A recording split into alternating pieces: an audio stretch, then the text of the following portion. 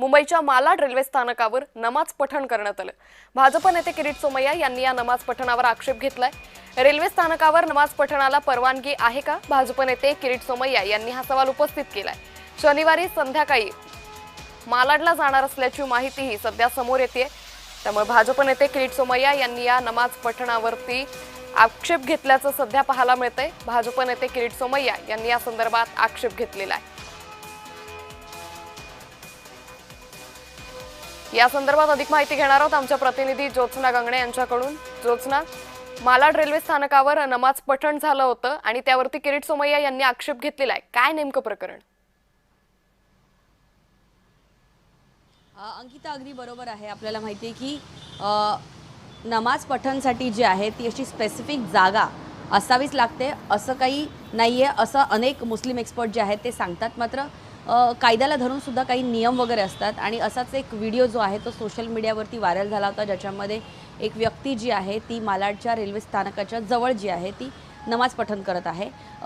त्या रस्त्यावरती चालणाऱ्या इतर लोकांनी काही आक्षेप घेतला नाही आहे। मात्र भाजपचे नेते किरीट सोमय्या यांनी यांच्या सोशल मीडियावरती हा व्हिडिओ आल्यानंतर जे आहे ते किरीट सोमय्या यांनी थेट सवाल जो आहे तो प्रशासनाला विचारलेला आहे की रेल्वे प्रशासनाला खास करून की रेल्वे स्थानकाच्या जवळ किंवा रेल्वे स्थानकावरती अशा प्रकारचा नमाज पठण करण्याची परवानगी आहे का, असा सवालच आता किरीट सोमय्या यांनी विचारलेला आहे। आणि आज संध्याकाळी जे आहे ते किरीट सोमय्या मालाडच्या रेल्वे स्थानक प्रशासनाला भेट देण्यासाठी जाणार आहे, कारण या संपूर्ण प्रकरणाची चौकशी जी आहे ती व्हावी असं किरीट सोमय्या यांनी माध्यमांशी बोलताना त्यांचं मत व्यक्त केलेलं आहे। इतकंच नव्हे तर आपल्या सर्वांना माहिती आहे की यापूर्वी सुद्धा मुंबईच्या एका रेल्वे स्थानकावरती एक वृद्ध व्यक्ती जी आहे ती एका मुलीला काही ख्रिश्चन धर्माच्या काही ओळी आहेत त्या बोलवून घेत होतात आणि त्यामुळे सुद्धा एक मोठा वाद जो आहे तो पेटलेला होता। कारण सरकारी जागांवरती ते पण ओपन एरियावरती जर अशा प्रकारचं धार्मिक स्थळ त्याला जर कोणी बनवू पाहत असेल तर अनेक सामान्य नागरिक जे आहेत त्यांनी जरी आक्षेप नाही घेतला तरी अनेक लोकप्रतिनिधी आहे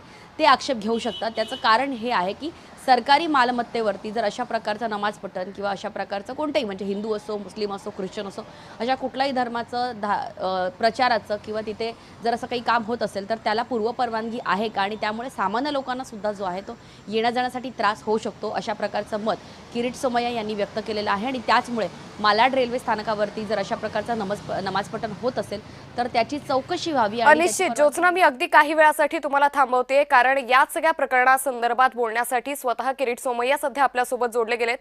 तुमची मागणी काय असेल की ह्या सगळे प्रकार थांबावे, यासाठी प्रशासनाने नेमकं काय केलं पाहिजे?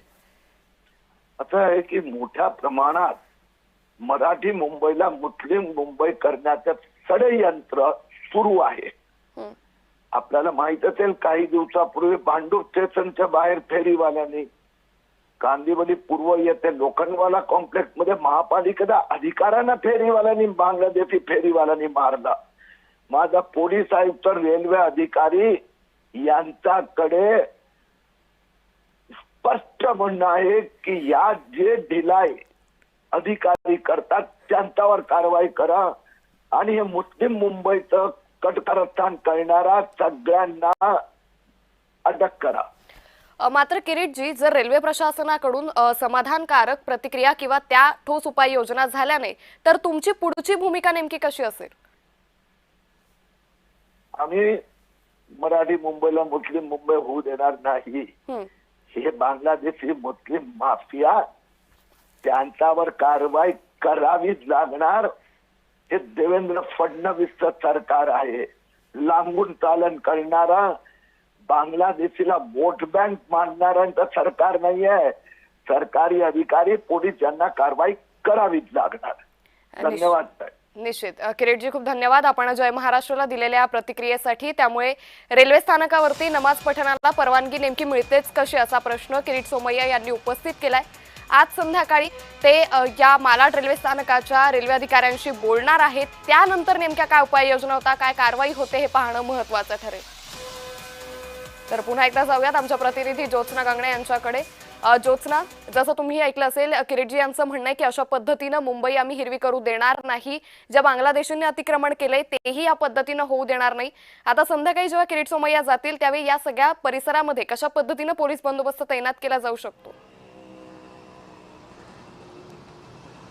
अगदी बरोबर आहे, कारण आपल्याला माहिती आहे की मालाड हा परिसर जो आहे तो मुस्लिम बाहुल परिसर आहे आणि त्यामुळे कोणतंही तणावाचं वातावरण निर्माण होऊ नये, कारण भाजपचे नेते किरीट सोमय्या जे आहेत ते कोणत्या समूहाला प्रश्न विचारत नाही आहेत, तर ते रेल्वे प्रशासनाला प्रश्न विचारतात आणि त्याचमुळे त्या ठिकाणी सुद्धा जी आहे ती एक तणावाचं वातावरण निर्माण होऊ शकतं. असं असलं तरी रेल्वे प्रशासनाकडनं आणि मुंबई पोलिसांकडनं जे आहे याची खबरदारी नक्कीच घेतली जाईल की मालाड परिसरामध्ये ज्यावेळेस भाजपचे नेते किरीट सोमय्या रेल्वे प्रशासनाला आणि मुंबई पोलिसांना हा प्रश्न विचारला जातील की अशा प्रकारची सरकारी मालमत्तेच्या किंवा सरकारी स्थळांवरती जे आहे ते अशा प्रकारचं नमाज पठण असू दे किंवा कुठलाही धार्मिक कार्यक्रम असू दे असा करता येतो का, ते पण पूर्व परवानगी न घेतल्याशिवाय. तर अशा प्रकारची विचारणा करण्यासाठी किरीट सोमय्या आज संध्याकाळी जे आहे ते मालाड रेल्वे पोलिसांना तर विचारायला जाणारच आहेत. मात्र मालाड हा परिसर, जसं मी म्हणाले की मालाड हा परिसर जो आहे तो मुस्लिम बाहुल परिसर आहे आणि त्यामुळे तिकडे तणावाचं वातावरण निर्माण होऊ नये याची खबरदारी मुंबई पोलिसांकडनं घेण्यात येईल. त्याचबरोबर मालाड आणि जे रेल्वे प्रशासन आहे त्यांच्याकडनं घेतली जाईल आणि कोणतंही तणावाचं वातावरण न निर्माण व्हावं किंवा कुठलाही एक समूह तिथे न जमून यावा किंवा कोणत्याही दोन समूहामध्ये कोणताही वाद. त्यामुळे आज संध्याकाळी नेमकं काय होतं हे पाहणं महत्त्वाचं ठरेल. या संदर्भातले अपडेट घेत राहू. तुर्तास धन्यवाद आपण दिलेल्या सविस्तर माहिती.